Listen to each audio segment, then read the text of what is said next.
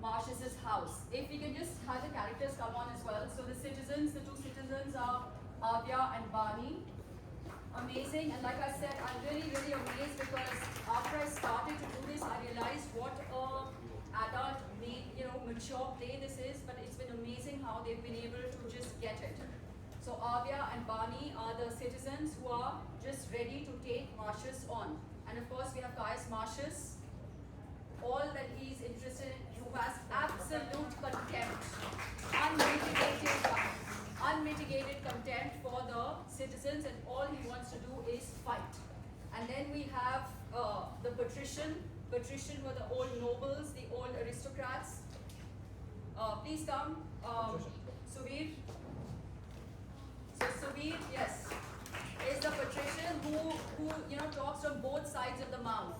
He can talk to the citizens and be popular with them, but actually be like the father surrogate for Martius Caius. Then we have, and then we have the two tribunes. So in Roman times, you also had tribunes, what we would call Lok Sabha members. So the tribunes are the ones who represent the people. Yes, Arastya, So Brutus and Sicinius, even they can't stand Martius. So even they kind of egg the citizens on to be against Caius Martius. And then we have Ophidius, who is, so you have Rome, and you have Italy, and you have these kind of rebel groups. So the Volscians are a rebel group, and Ophidius is also a great general. So him and he hates Caius, and that's what Coriolanus is, what is under the Volscians. And then they have this big fight, this big battle, and of course Caius Martius wins it. So what happens is that he earns the title of Coriolanus, and Cominius, Ian is also going to be playing Cominius. Cominius is the senior most general, and he totally supports Martius. And he gives him the title of Coriolanus, and they also say stand for consul. Now, I don't know whether it's true or not, but at that time, at least in Shakespeare's Coriolanus, the custom was that the consul had to come, talk to the people, and show them his wounds. And Caius Martius refuses to do that for the rabble. He's like, dude, this I am not doing. I am not going to show my wounds to the rabble. So the citizens and the tribunes have so much power that they banish him. He is banished out of Rome. But all that he knows to do is to win. Like all our politicians also, yahan camp se wahan pe kood gaye, yahan se wahan kood gaye, because all you need is power. So what he needs is the battle victory. So he goes to Ophidius, he says, let's two of us go attack Rome. And the two of them come to attack Rome. Now, Ophidius by now has lost so many battles against Caius that he says, next time I'm going to kill him by means fair or foul. I don't care. I don't need to win him because I cannot win him through fair means. So I'm going to kill him through foul means. So the last scene that we will have is when Caius comes to him to say, let's fight together. He has realized that that's how I can kill him, is that we will both go take over Rome, and I will then make Caius the scapegoat and get him killed. So that is essentially the story, what we are going to be, what you will be seeing. And yes, so let's, oh my God, oh yes. And two characters who are really interesting in Coriolanus, which I have not found so far in any of the other plays, is the mother. She is called Volumnia. So she's very voluminous. And again, it's the psychology. It's amazing that in the 16th century, he could be so psychologically astute. She is the one who has taught her son always to fight. So it doesn't matter what, just fight, blood, fight, blood.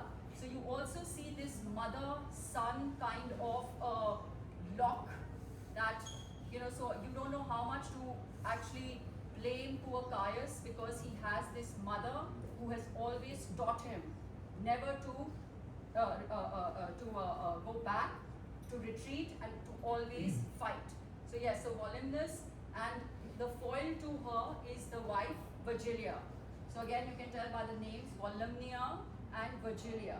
Virgilia loves her husband, wants the father of her little son to live. So yes, so the two of them, their exchange is also very interesting because it shows you that how your personal relationships can also shape you as an adult so much. And this is Valeria, the Roman woman. So, they are like, the men are out fighting, so chalo ab thodi outing ho jaye. Huh? So that is Valeria. So yes, guys, let's start. Volume, yes. No whispering inside. Yeah, so yeah.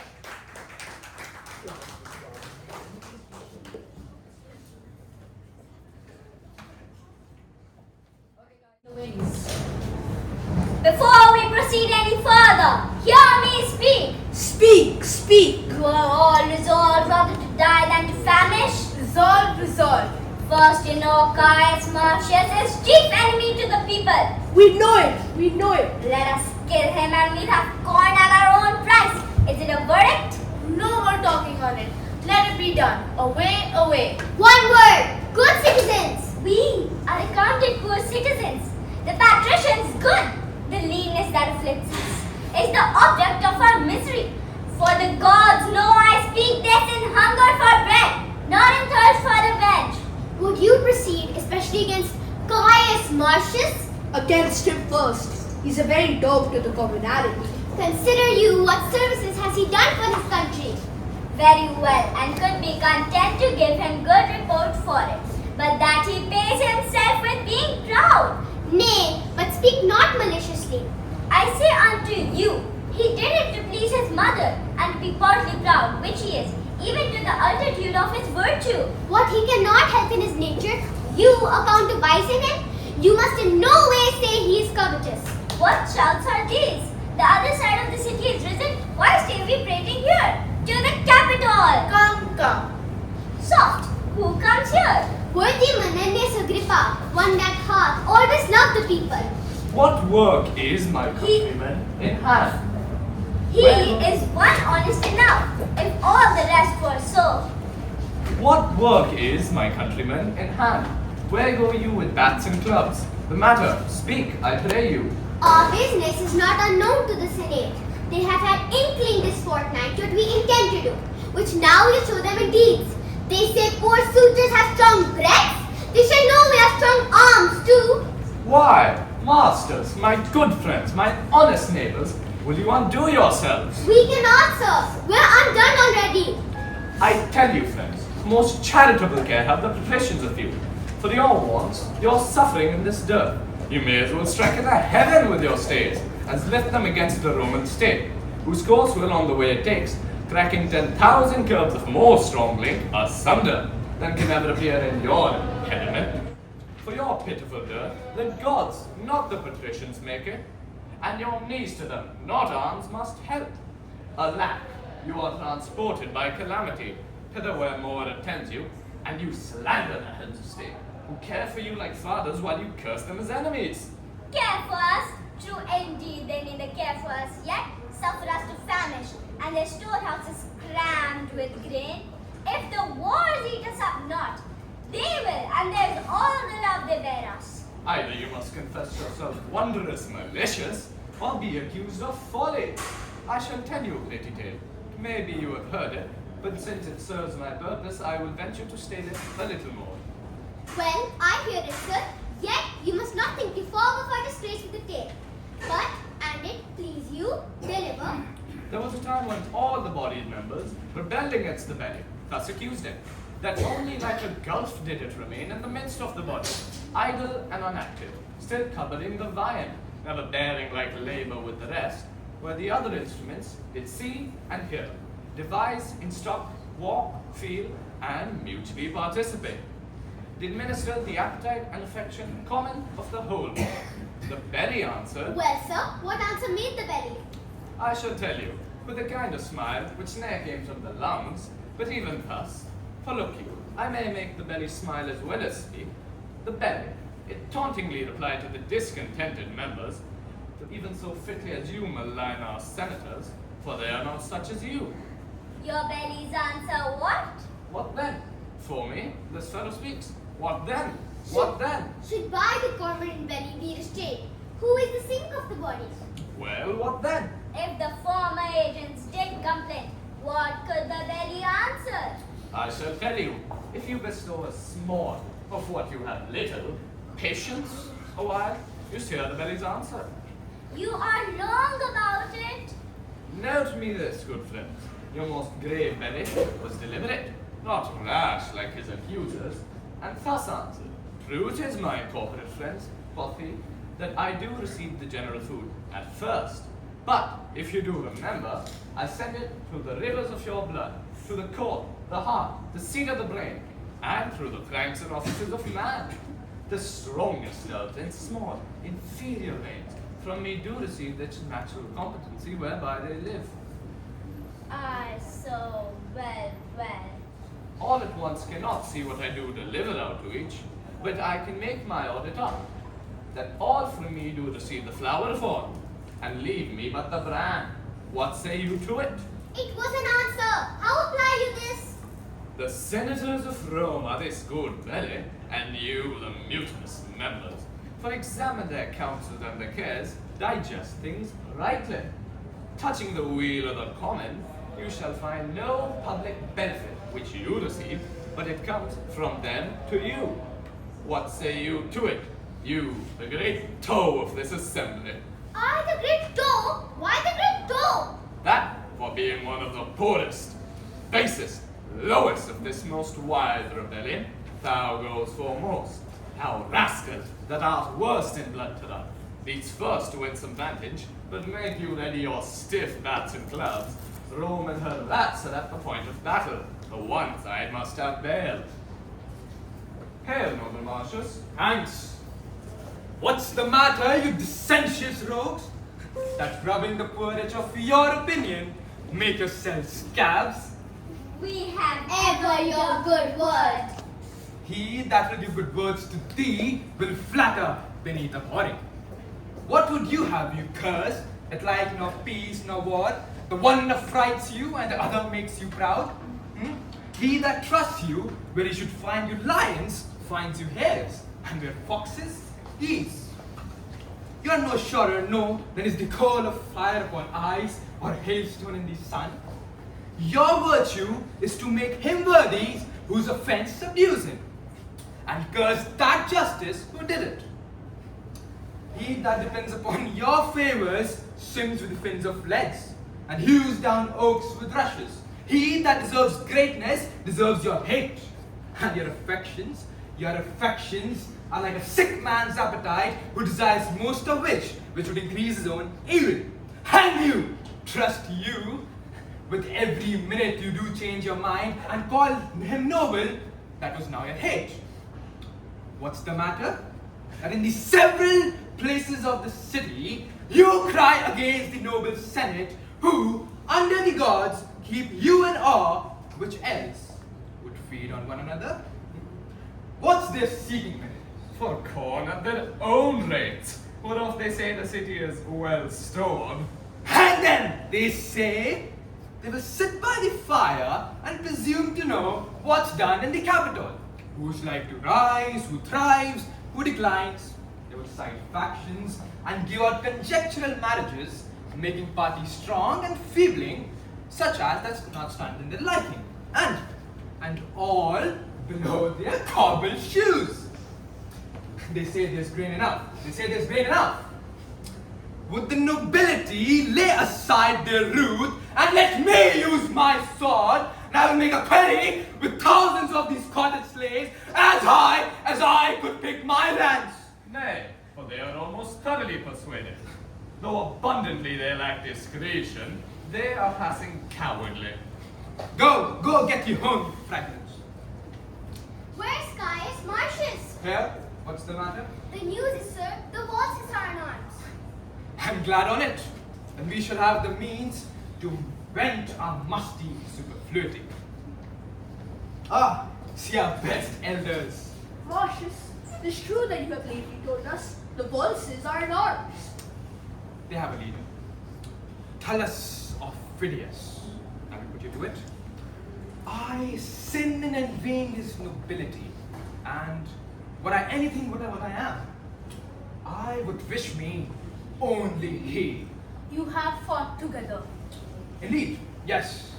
He is a lion that I am proud to hunt. Then, worthy Martius, attend upon your generals to these wars. Your company to the capital, where I know our greatest friends attend us. Indeed, will I. Hence to your homes. Be gone. Nay, nay. Let them follow. The voices have much con. Take these lads to thither to gnaw their garners. Worshipful mutineers, your valor puts well forth. Pray, follow.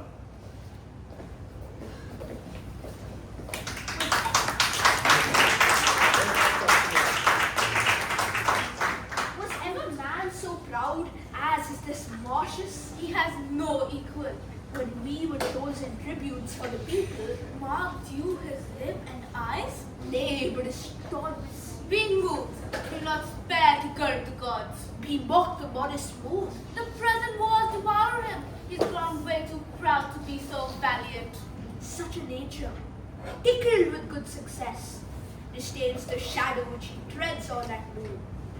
But I do wonder, his insolence can prove to be commanded under Cominius.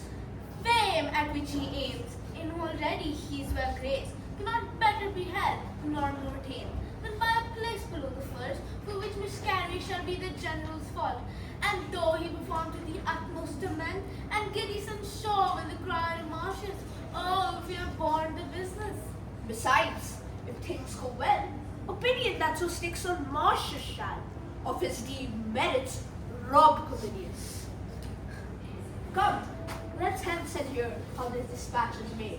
Yes. And in what fashion? Yes, let's alone.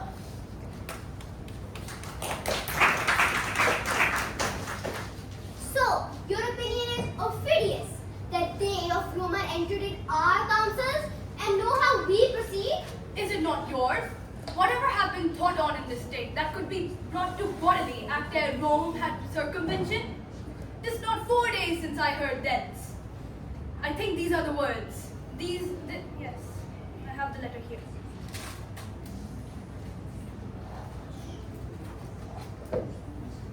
They have pressed apart, but it is not known whether for east or west. The dearth is great, the people mutinous, and it is rumored Cominius Martius, your old enemy, who is of Rome, was hated than of you, and Titus Lartius, a most valiant Roman. These three lead on this preparation. Whither it is bent, most likely, 'tis for you. Consider of it. Our armies in the field. We never yet made doubt, but Rome was ready to answer us. Nor did you think it folly to keep your great pretenses veiled till when they needs show themselves, which, in the hatching, it seemed appeared to Rome. By the discovery, we shall be shortened in our aim, which was to take in as many towns ere almost Rome should know we were afoot. Noble Ophidius, take your commission. Hurry to your bands. Let us alone to guard Coriolanus. If they sit down before us for the remove, bring up your army. For I think you'd find it not prepared for us. Oh, doubt not that. I speak from certainties. Nay, more, some parcels of their power are already set forth, and only hitherward I leave in your honors. If we and Caius Martius chance to meet, 'tis sworn between us, we shall strike till one can do no more. The gods assist you. And keep your orders safe. Farewell. Farewell.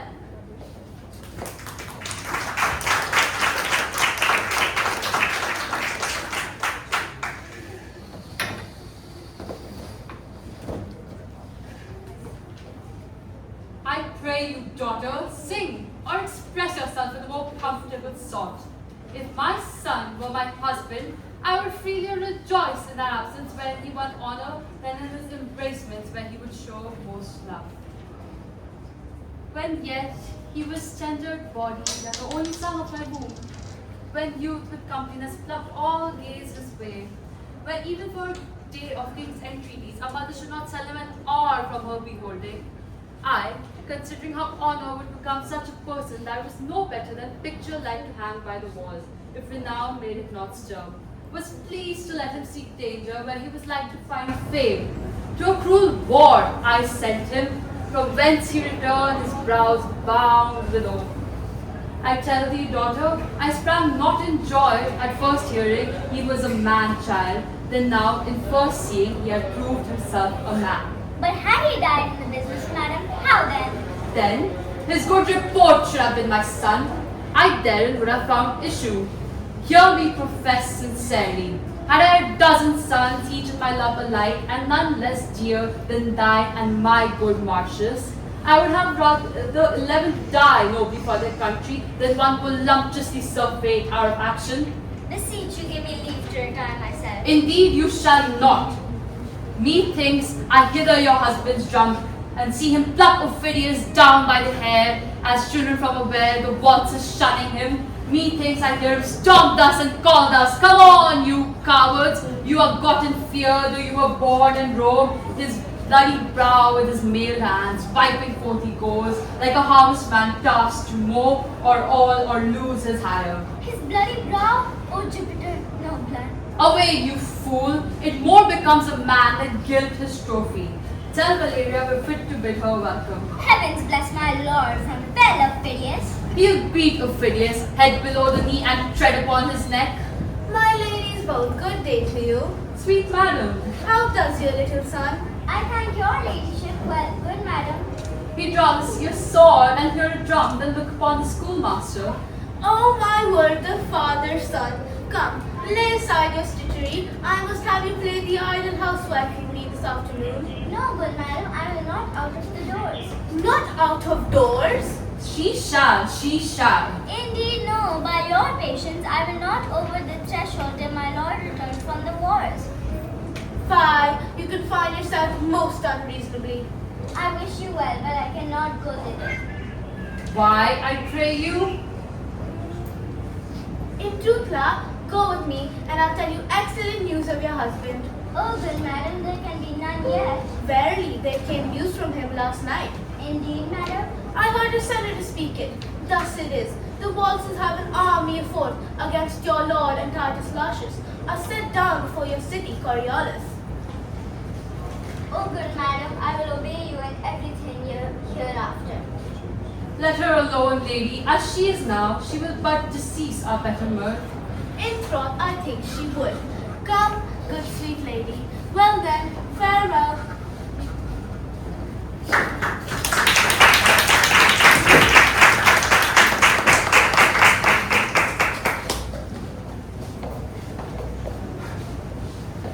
I'll fight with none but thee, for I do hate thee worse than a promise breaker.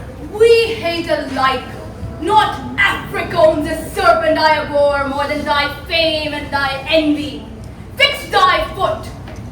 Well, let the first butcher die and the other slave, and the gods doom him after. If I fly, Martius, follow me like a hare. Tell us. Within these 3 hours, tell us, alone I fought in your Coriolanus walls, and made what work I pleased. This is not my blood, wherein thou seest me masked. For thy revenge, tell us, wrench up thy power to the highest. Wert thou the Hector? That was the whip of your braggart progeny. Thou shouldst not stake me here.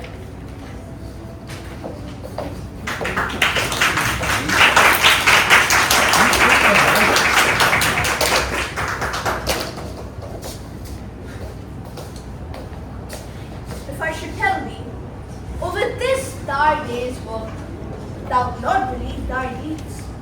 But I report it, where senators shall mingle tears with smiles, and the great patricians shall attend and shrug, in the end admire, where ladies shall be frightened and gladly quail.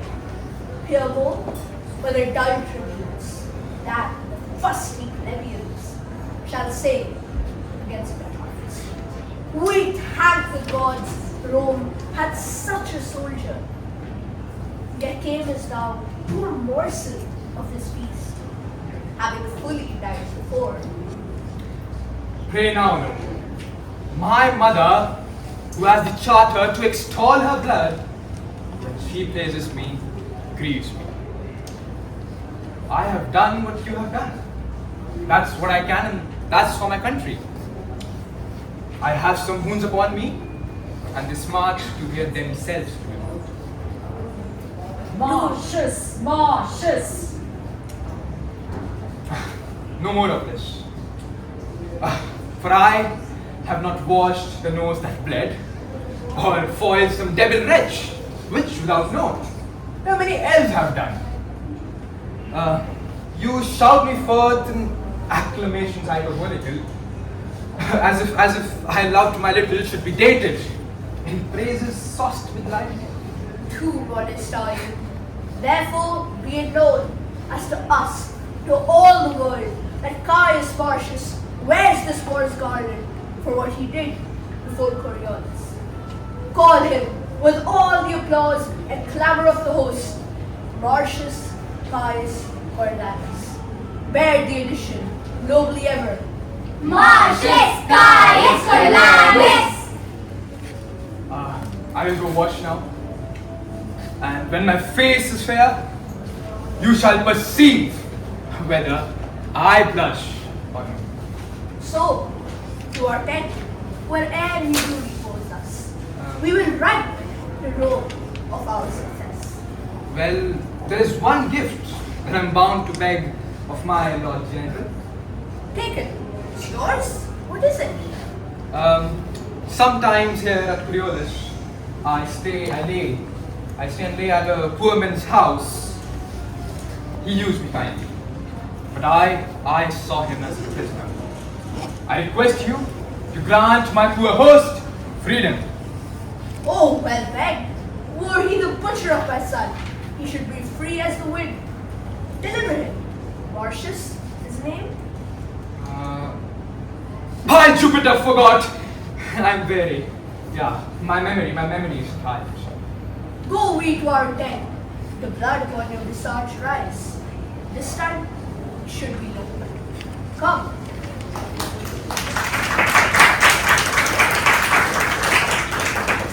The town is taken. Twill be delivered back on good condition. Condition?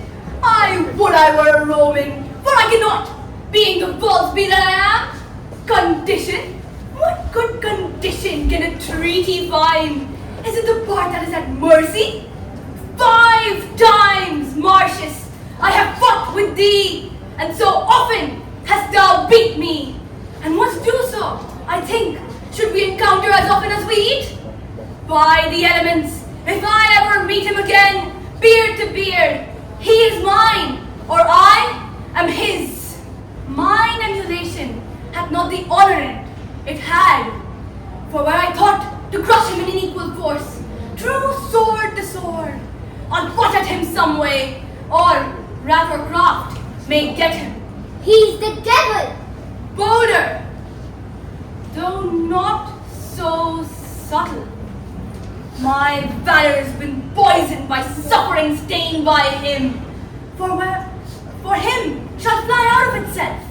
Nor sleep, nor sanctuary, nor prayers of priests, nor times of sacrifice shall lift up their rotten privilege and custom against my hate to Martius. Were it I find him, were it at home, upon my brother's guard, even there, against the hospitable cannon, would I wash my fierce hand in his heart.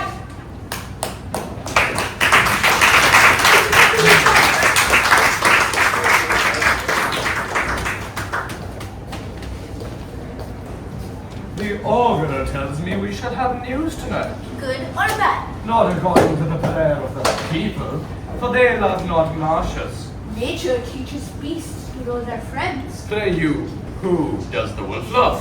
The lamb. I, to devour him, as the beastly plebeians would the noble Martius. He is a lamb indeed. Their powers like a bear. He's a bear indeed, that lives like a lamb. You two are old men. Tell me one thing I shall ask you. Well, sir, What enormity is Martius poor in, that you two have not in abundance? he's poor in no one's fault, but stored with all, especially in pride, and topping all others with boasting. You blame Martius for being proud? We do not do it alone, sir. I know you can do very little alone, for your helps are many, or else your actions will grow wondrous sin. Your abilities are too infant-like for doing much alone. You talk of pride. Oh, that you could turn your eyes towards the napes of your neck and make but an interior survey of your good selves. Oh, that you could. What then, sir? Why, then you should discover a race of unmeriting, proud, violent, testy magistrates, alias fools, as any in Rome. Menenius, you are known well enough too. True, I am known to be a humorous patrician. What I think I utter, and I spend my malice in my breath. Meeting two such wheelsmen as you, I make a crooked face of it. Come, come, we know you well enough. You know not me, yourselves, nor anything. You are ambitious for poor names, caps and legs. Yet all the peace you make in their cause is calling both the parties names. You two are a pair of strange ones. Come, come, you and us to live with Jiber for the table, the same pension for the captain. Our priests must become mockers if they encounter such ridiculous subjects as you. Good even to your worships, more of your conversation would infect my brain. Being the herdsman of the beastly plebeians, I will be bold to take my leave of you.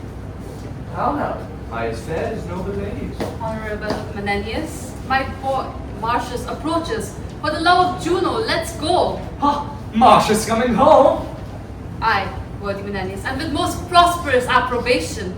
Jupiter, I thank thee! Martius is coming home! Indeed, yes, yes, yes. The Senate has letters from the general wherein he gives my son the whole name of the war, Coriolanus. He hath in this action outdone his former deeds doubly. In truth, there's wondrous things spoke of him. The gods grant them true. True, I'll be sworn they are true. Good even to your worships. Martius is coming home. He has more cause to be proud. He's wounded in the left shoulder, and the left arm. There'll be lots of sacrifices to show the people when he shall stand for his place. One in the neck and two in the thigh. There's 9 that I know of. He had, before this last expedition, 25 wounds upon him. Now it's 27. Every gash was an enemy's grave.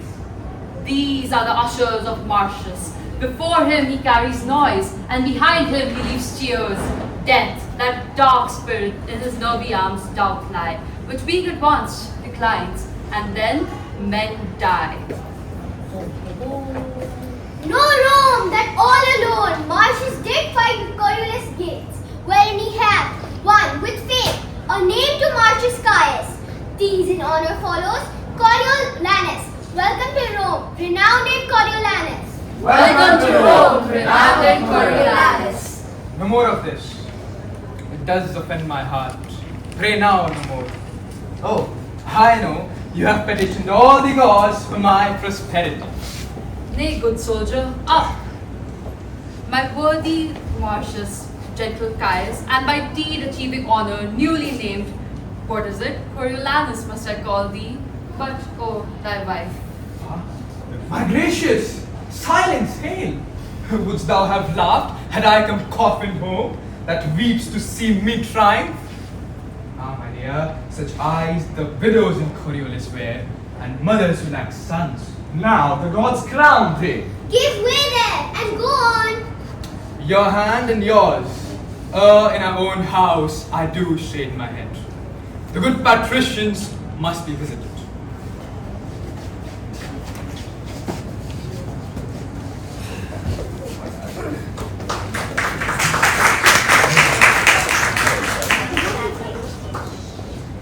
All tongues speak of him. The bled inside is speculating to see him. Everyone's clambering the walls to eye him.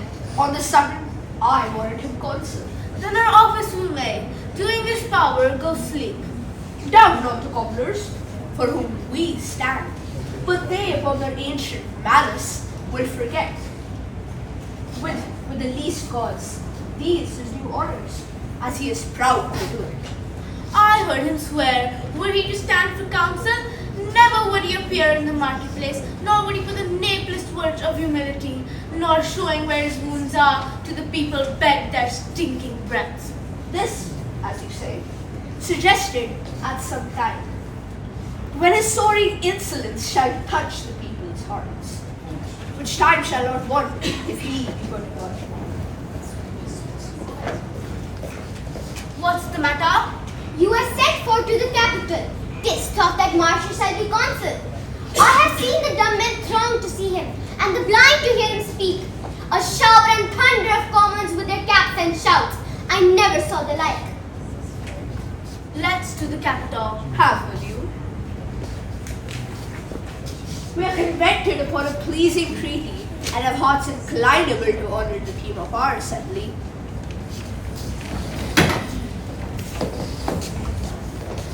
He hath here to apprise them at, only if he will remember to do so. Hey, keep your place. That's off, that's off. I would rather you had been silent. Please you to hear worthy Coriolanus speak. Coriolanus, speak. Say, Coriolanus, never shame to hear what you have nobly done. I'd rather have my wounds to heal again, your honors, than hear say how I caught them. Sir, I hope my words dispensed you not. Pray now, sit down. I'd rather have one scratch my head in the sun when the alarm was struck by than idly sit to hear my nothing's monster.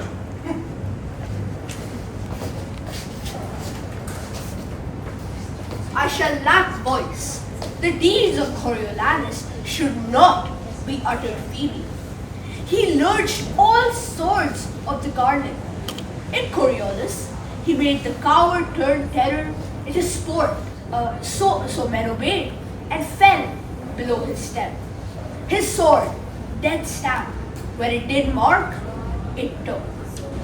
And until we called both field and city ours, he never stood up to ease his breast without banting. Worthy man, he's right noble. Let him be called for. He doth appear.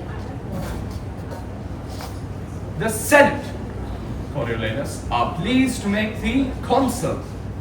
I still do owe them with my life and services. It then remains that you do speak to the people. I do beseech you, let me relieve that custom. For I cannot wear that gown and stand naked to entreat them for my wound's sake to give their suffrage. Please you that I may pass this doing. Sir, the people neither will debate one short of ceremony. What? To brag unto them, thus I did and thus? Show them the unaching scars? To Coriolanus, come all joy and honor.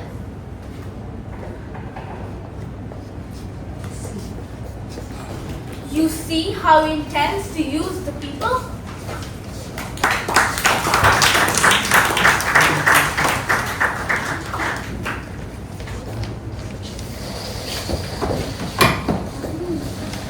Oh, sir, you are not right. Haven't you known the worthiest of men have done it? What must I say? Huh? Look, sir, my wounds. I cannot bring my tongue to such a fate. Oh, me, the gods! You must not speak of such things. You must desire the people to think upon you. Think upon me, and then they would forget me. Then Coriolanus, like I told you, he's rejected by the citizens because he refuses to come and show them the wounds. And so the citizens invoke the penalty of banishing him from Rome. So he's just saying goodbye to his wife and his mother. And now just be quiet in the wings, please. Come. Leave your tears, a brief farewell. Nay, mother, where is your ancient courage? You used to say that extremities were the trial of spirits, and that common men would bear common chances. And when the sea was calm, all boats alike would show mastership in floating. But when the fortune blows, that's when most struck home. And being gently wounded is a noble cunning. Oh. You used to load me with precepts. You used to load me with precepts that would make invincible the heart that condemn. Oh heavens, oh heavens. Nay, I prithee, woman, Now the red pestilence strike all trades in Rome and occupations perish. Nay, mother, resume that spirit when you would want to say if you had been the wife of Hercules. Droop not. Adeo. Farewell, my mother, my wife, I will do well yet. And thou old and kind Menenius, farewell. Oh, the gods!